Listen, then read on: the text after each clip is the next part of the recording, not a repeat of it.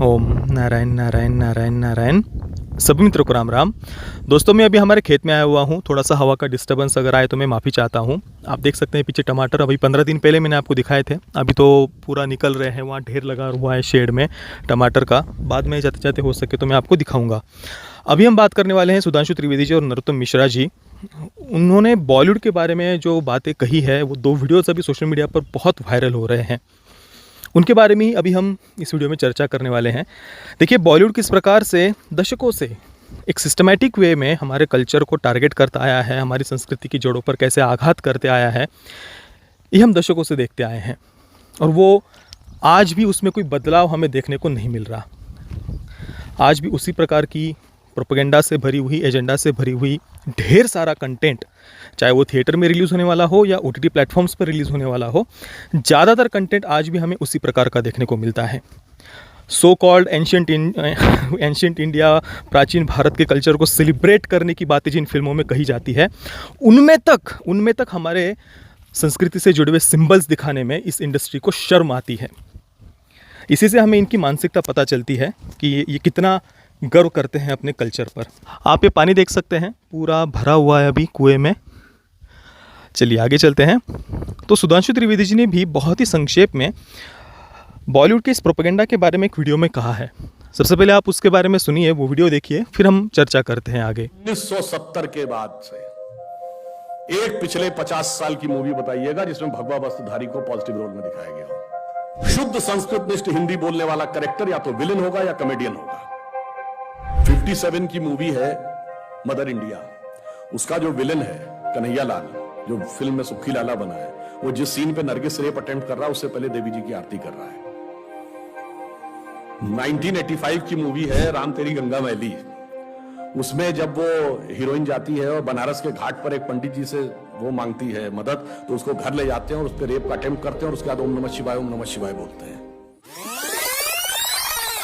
1970 के बाद से एक पिछले 50 साल की मूवी बताइएगा जिसमें भगवा वस्त्रधारी को पॉजिटिव रोल में दिखाया गया हो। भगवा वस्त्रधारी छोड़िए, कंठी माला पहने हुए व्यक्ति, धोती कुर्ता पहने व्यक्ति, टीका लगाए व्यक्ति पॉजिटिव रोल में दिखता हो। भाषाई आधार पर मैं कहता हूं, शुद्ध संस्कृत निष्ठ हिंदी बोलने वाला कैरेक्टर या तो विलेन होगा या कॉमेडियन होगा। कभी आपका ध्यान ही नहीं गया होगा इसकी तरफ।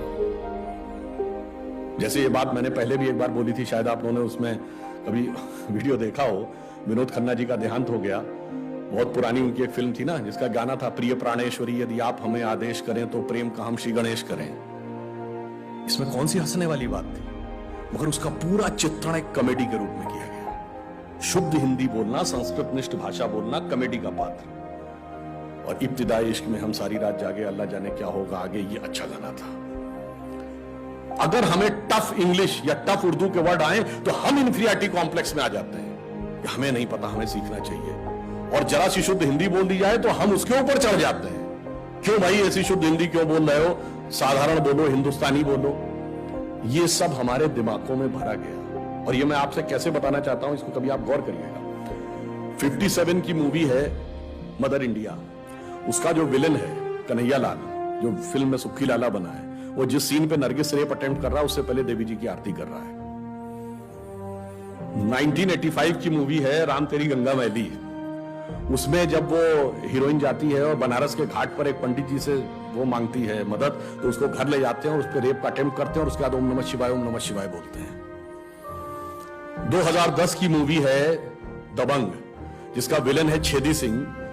वो जब चुलबुल पांडे को मारने का हुक्म देता है तो उससे पहले हनुमान जी की मूर्ति के सामने दंड बैठक कर रहा है। कभी आपने सोचा कि एजेंडा क्या था और कैसे हमारे सबकॉन्शियस माइंड में भरा जा रहा है, और कैसे हमारे ऊपर इंपोज कर दिया जाता है, और भाषा से अंतर क्या पड़ता है। जैसे आप सब ने ये बात सुनी होगी, everything is fair in love and war, सुना है ना। और इसका जब अनुवाद करते हैं तो जंग और इश्क में सब कुछ जायज है। एक इंग्लिश है, एक उर्दू है, पर किसी संस्कृत, हिंदी या भारतीय भाषा में आपने सुना है कि युद्ध और प्रेम में सब कुछ उचित है? कभी नहीं सुना होगा, क्योंकि हमारी संस्कृति में उचित नहीं है। तो दोस्तों सुधांशु त्रिवेदी जी ने बहुत ही बढ़िया तरीके से संक्षेप में बॉलीवुड की मानसिकता को सामने रखा है। और उदाहरण देने के लिए तो और भी बहुत सारे दिए जा सकते हैं। जैसे अभी उन्होंने बताया कि किस प्रकार से कोई विलन कोई बहुत जघन्य अपराध करने के लिए जाने वाला होता है तो उससे पहले कैसे उसे बड़ा पूजा पाठ करने वाला और बहुत धार्मिक आदि दिखाया जाता है। ये तो हमेशा से ही है, बॉलीवुड के ज़्यादातर आप विलन्स को उठाकर देख लीजिए, एक बहुत ही लंबा टीका आपको यहाँ पर माथे पर दिखाई देगा और बड़ा मंत्र जाप करने वाला, धार्मिक यज्ञ आदि करने वाला, शुद्ध हिंदी बोलने वाला, इस प्रकार से उस कैरेक्टर को हमेशा से ही दिखाया जाता है, स्टेरियोटाइप किया जाता है। केवल यही नहीं, किसी एक्टर के जीवन में कुछ बहुत बड़ा अपशकुन होने वाला है, कुछ बहुत बड़ी दुर्घटना होने वाली है, कुछ बुरा होने वाला होता है किसी एक्टर के साथ में, तो भी आप देखिए बराबर उससे पहले उसे पूजा पाठ करते हुए दिखाया जाएगा, बड़ा ईश्वर की भक्ति करते हुए दिखाया जाएगा। मतलब आप विकृत मानसिकता की पराकाष्ठा देखिए। आपको याद होगा ट्रैप्ड फिल्म राजकुमार राव की, उसमें जब राजकुमार राव उस बिल्डिंग में बंद हो जाता है अपने फ्लैट में, उससे ठीक पहले आप याद करिए, ठीक पहले, जैसे ही वो दरवाज़ा लॉक होने वाला है उससे ठीक पहले राजकुमार राव को अपने घर के अंदर जो भी छोटा मोटा उनका एक मंदिर जैसा है, पूजा का स्थान, वहाँ पर उसे प्रणाम करते हुए, पूजा करते हुए दिखाया है। यही नहीं, अभी एक ह्यूमन नाम की वेब सीरीज़ आई थी, उसमें भी एक परिवार दिखाया है, जो पत्नी है वो घर के जो भी पूजा स्थल है वहाँ पर संस्कृत के कुछ मंत्रों का उच्चारण कर रही है, उधर उसका जो पति है वो तड़प रहा है, मरने के कगार पर वो पहुँचा हुआ है। और ये कोई इक्का दुक्का फिल्मों की या एक दो कंटेंट की बात नहीं है, ओवरऑल अगर बॉलीवुड की मानसिकता हम देखें तो इसी प्रकार की हमें देखने को मिलती है। आप ये पीछे देख सकते हैं, ये सोयाबीन है जो पिछली बार मैं ठीक से दिखा नहीं पाया था, अभी आप पूरा देख सकते हैं सोयाबीन यहाँ से। पिछली बार मैंने आपको टमाटर दिखाए थे आगे, सोयाबीन ठीक से दिखाना रह गई थी। अब इसके बाद में नरोत्तम मिश्रा जी ने, मध्य प्रदेश के गृह मंत्री, उन्होंने बॉलीवुड के अंदर के कुछ स्लीपर सेल्स के बारे में जानकारी दी है अपनी वीडियो के माध्यम से। वो वीडियो आप देखिए, फिर उस पर भी हम थोड़ी सी चर्चा करेंगे। ये क्या है, सवाना आजमी है, जो जावेद अख्तर जी हैं, नसरुद्दीन शाह हैं, ये सब टुकड़े टुकड़े गैंग की स्लीपर सेल है। अच्छा आप बताओ, जो कन्हैया की हत्या हुई थी, कन्हैया लाल की, राजस्थान में, उस पर बोली थी ये कुछ? नहीं बोली थी।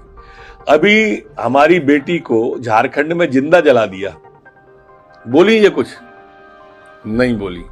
भाजपा शासित राज्य में अगर कोई घटना हो जाए, फिर आप देखिए नसरुद्दीन शाह जी को, इनको फिर देश में रहने से डर लगेगा, फिर एक अवार्ड वापसी गैंग है वो सक्रिय हो जाएगी और फिर गला फाड़ फाड़ कर चिल्लाएगी। ये अपनी घटिया मानसिकता का परिचय देते हैं। इन्हें सभ्य और धर्मनिरपेक्ष कैसे कहा जा सकता है, ये विचार है। अब इन सब लोगों की कलई खुल चुकी है देश के अंदर। देखिए, कल ही मैंने एक वीडियो अपलोड किया था, बॉलीवुड के पतन के 11 कारण। उसमें से सबसे पहला कारण जो मैंने बताया था वो यही था, सिलेक्टिव आउटरीच और इनका सो कॉल्ड एक्टिविज्म। सैकड़ों घटनाओं पर ये चुप रहते हैं, वहाँ पर ये कभी बातें नहीं करेंगे, न्याय की मांग नहीं करेंगे। कई सारी बच्चियों के सूटकेस में शव हमें मिले हैं, सड़क पर दिन दहाड़े उनको शूट कर दिया जाता है, जिंदा जला दिया जाता है, पेड़ों पर उनकी लाश लटकती हुई मिल जाती है। अभी की घटना है झारखंड की ही, पिछले 4-5 वर्षों के उदाहरण देने के लिए चाहे तो बहुत सारे नाम गिनाए जा सकते हैं, पर उन सैकड़ों घटनाओं पर ये इंडस्ट्री, इनकी प्लेकार्ड गैंग, अवार्ड वापसी गैंग, सड़कों पर नॉट इन माय नेम के झंडे लेकर खड़े होने वाली इनकी पूरी टोली, ये सब चुप, इन पर ये कभी बात नहीं करेंगे। कुल मिलाकर इन्हें प्रॉब्लम है इस देश की संस्कृति से, कल्चर से। इनका मुख्य उद्देश्य, जो टारगेट करने का मुख्य जो टारगेट है इनका मुख्य, वो हमारा कल्चर, संस्कृति है। और इसमें अगर किसी को अतिशयोक्ति लगती हो तो उन्हें और थोड़ा सा बॉलीवुड के बारे में, उनके फिल्मों के बारे में, उनके एजेंडाज़ के बारे में, उनकी मानसिकता के बारे में स्टडी करनी चाहिए, पता करना चाहिए। हाँ, सबके सब बिल्कुल वैसे नहीं हैं, पर जो दूसरी विचारधारा के लोग होते हैं, जो राष्ट्रवादी विचारधारा के लोग होते हैं, उनका इस इंडस्ट्री में सर्वाइव करना भी मुश्किल हो जाता है। उनकी फिल्मों को, उनकी कहानियों को कोई फंड नहीं करता, कोई आगे नहीं आता। और कहीं पर अगर कोई ऐसी फिल्म बन भी जाती है तो उसको ये लोग हर प्रकार से टारगेट करते हैं। पूरा इकोसिस्टम उनको टारगेट करने के लिए तैयार हो जाता है, खड़ा हो जाता है। और इसी का परिणाम है कि आज पूरे देश की जनता बॉलीवुड से प्रश्न पूछ रही है। अपनी पीड़ा को व्यक्त कर रही है। पर इतना होने के बाद भी दर्शकों की पीड़ा को समझना छोड़कर हम देख रहे हैं कि वो अपने ऑडियंस को ही, अपने दर्शकों को ही, अपने ग्राहकों को ही टारगेट कर रहे हैं। चलिए जाते जाते मैं आपको हमारे टमाटर दिखा देता हूँ। ये मैं शेड के पास आ गया हूँ, देखिए। एक मिनट, यहाँ से दिखेंगे नहीं, अंधेरा अंधेरा हो गया, पीछे जाना पड़ेगा। तो ये आप मेरे पीछे देख सकते हैं, वो मेरे पिताजी भी ये देखिए पीछे। तो ये सारे अभी टमाटर निकाले जा रहे हैं और ये पास से देख लीजिए आप। चलिए, बाकी दोस्तों, सुधांशु त्रिवेदी जी और नरोत्तम मिश्रा जी ने बॉलीवुड के बारे में जो बातें कही है, उस पर आपके विचार क्या है, मुझे आप नीचे कमेंट में अवश्य बताना। ये वीडियो देखने के लिए आप सभी मित्रों का बहुत बहुत धन्यवाद। जय श्री राम, वंदे मातरम।